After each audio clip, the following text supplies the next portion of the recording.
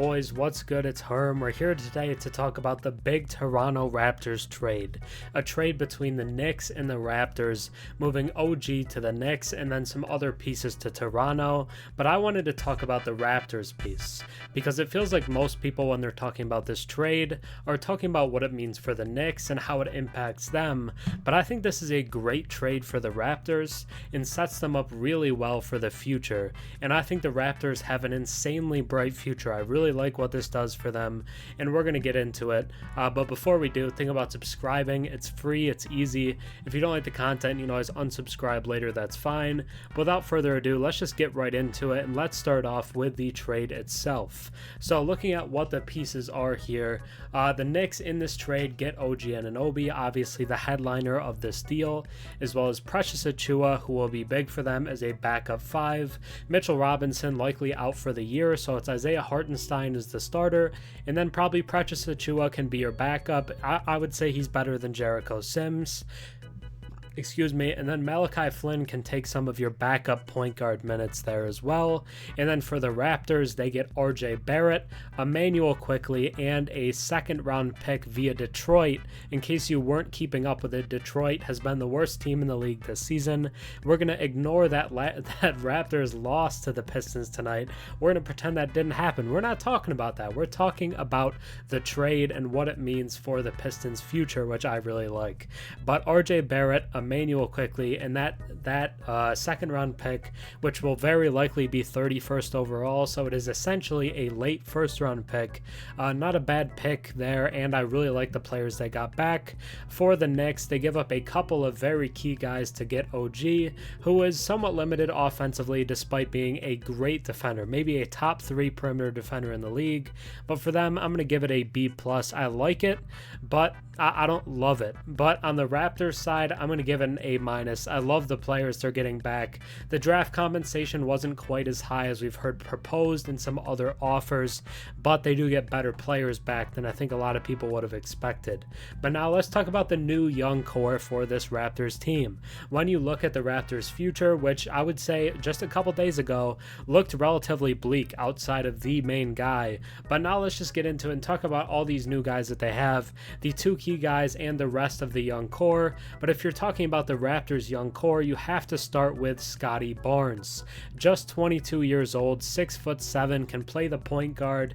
A lot of times he's kind of more of a point forward. He'll start at the small forward spot, whatever it's going to be. But 6'7", 2022 Rookie of the Year, and I would say likely is going to be the most improved player this season, and I think it's pretty clear he's going to be an all-star this season as well. So I just put those accolades on there because I think he's going to get them. So far this season, 21 points per game, a career best so far in his 3rd season now. 9.4 rebounds and nearly 6 assists per game. 48.6% from the field. But the big part here, the part that really takes him to the next level as a player, is the near 40% from 3-point range. The jump we've seen from him from the 3-point line is something we haven't really seen since like Kawhi Leonard.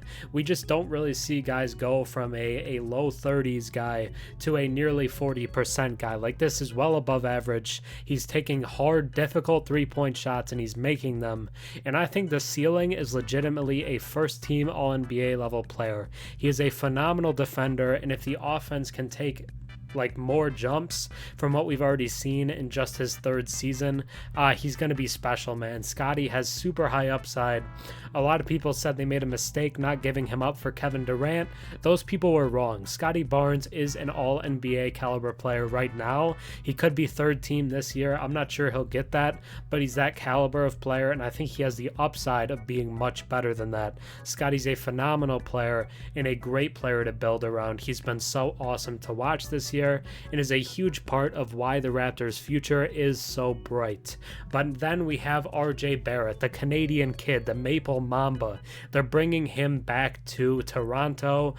He grew up rooting for the Raptors, and he's going to be happy to be there. 23 years old, 6'6", was the number 3 overall pick in 2019, only behind Zion Williamson and Ja Morant. Very talented player. Everybody knows he's a talented guy. Is kind of up and down. He can give you 25 on any given night, but then maybe the next night he'll give you an inefficient 15. So it's kind of, not knowing what you're going to get from RJ, but the talent is very obvious.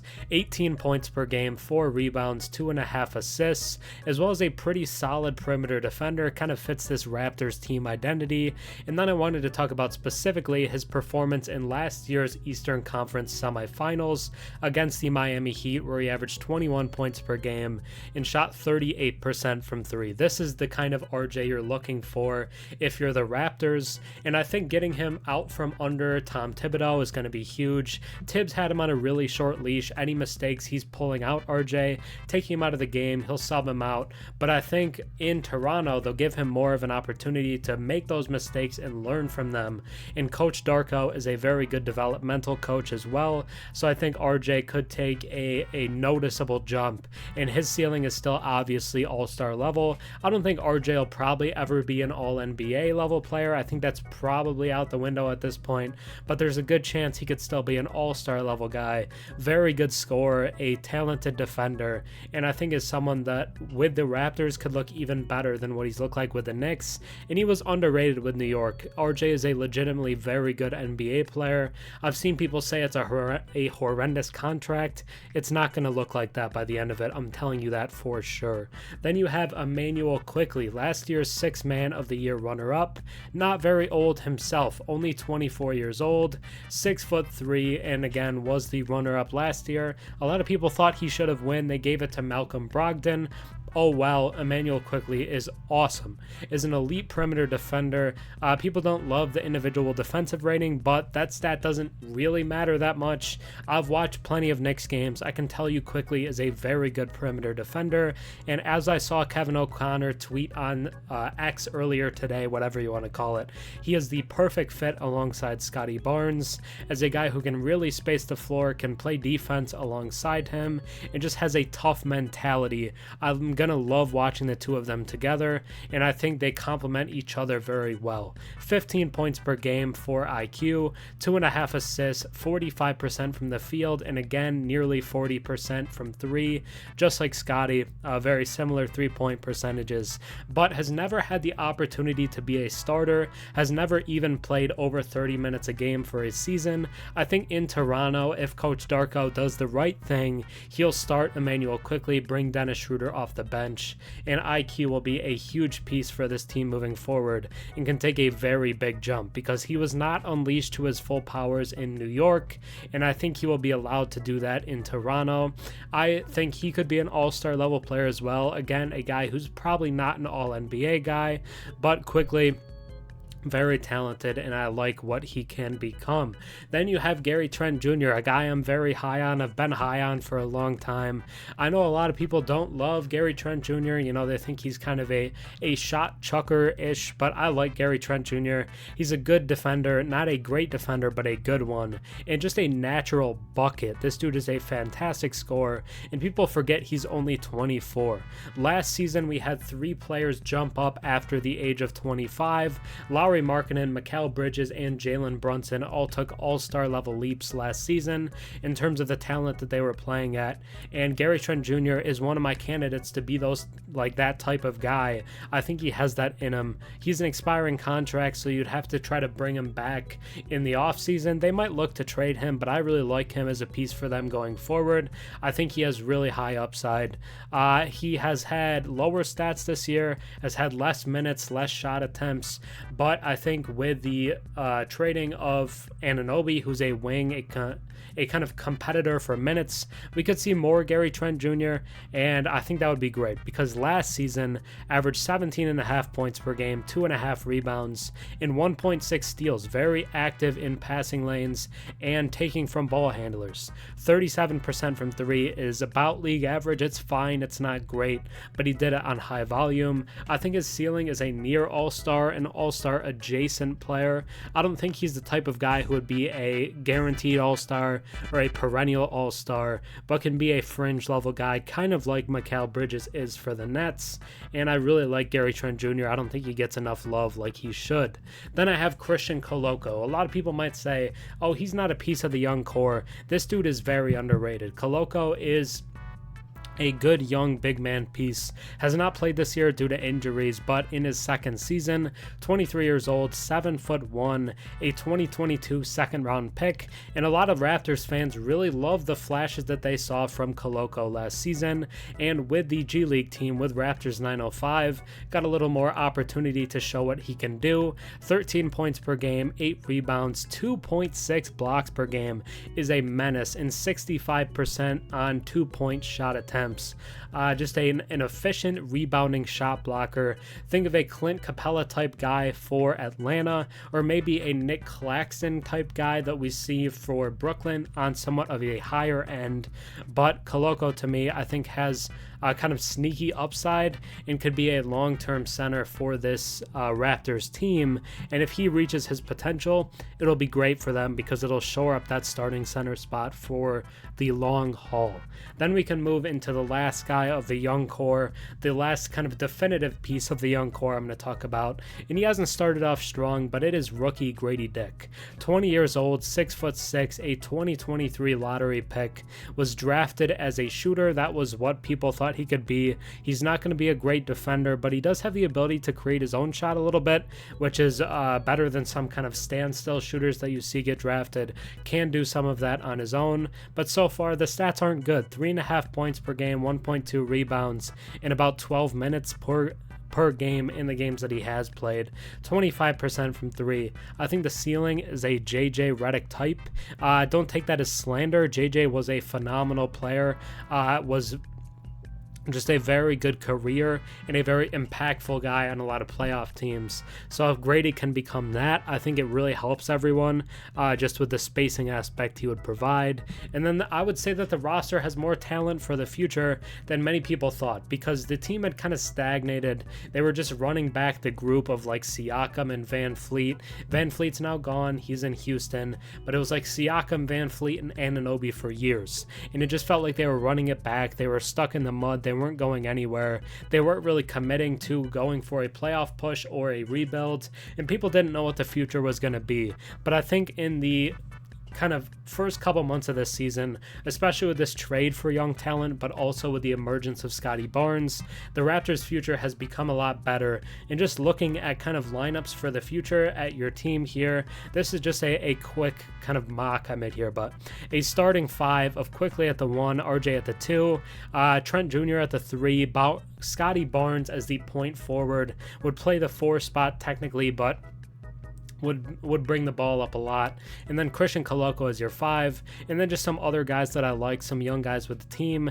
Grady Dick, Marquise Noel is an undrafted guy who I really like as a great passer. Is definitely undersized, is like 5'8", I think, maybe even shorter than that, but was great in March Madness last year and showed some flashes in Summer League. Javon Freeman Liberty, also another two-way guy who was really good in Summer League. And then Ron Harper Jr. has showed some flashes when given time. But then let's just wrap it up with asking what's next. So what comes next for this Raptors team after this trade with this nicer future that they now have? Personally, I would try out the new lineup, the new starting group, and the rotation there for a few weeks before making any drastic changes. One of the benefits of doing a trade like this in December is that it gives you a couple months before the trade deadline to really feel things out and where you stand. I think the new starting 5 should be Quickley, Barrett, Barnes, Siakam, and Jakob Poeltl. With Dennis Schroeder coming off the bench, I think that's most beneficial for the long term. A lot of people think Darko will continue to start Dennis Schroeder because he's been solid this year, and he might, we'll see, but Quickley deserves a chance at a starting spot. So my bench would be Schroeder, Trent Jr., Otto Porter Jr., Jalen McDaniels, and Chris Boucher. If the team isn't super competitive, then I think you could start to explore trades for the veterans. Pascal Siakam, expiring contract. If they're not winning a lot, he should be traded by the deadline. Dennis Schroeder, They just signed him, could be important for a team for their playoff push. They could get decent value for him.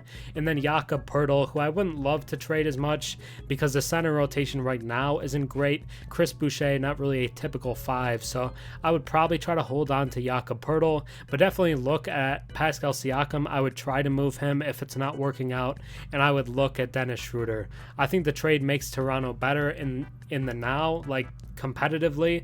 I think this is a better team than it was yesterday or 2 days ago. I like it. I think it's good for them, and I think it sets them up better for their future as well, which is huge.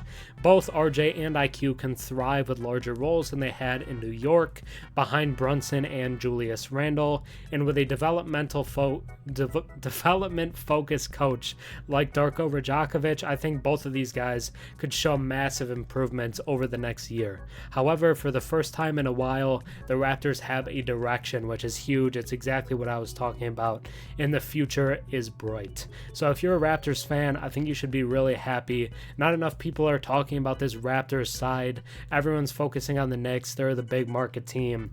But I love this trade for Toronto. I love getting RJ, who I think can still be an all-star. I love getting Emanuel Quickley and putting him in a starting role that he couldn't get in New York. They couldn't play two undersized guards together with Brunson and Quickley, but you can play Barnes and Quickley together in your backcourt. That is not undersized, and I like the ability that they have to do that, and I like this for the Raptors team.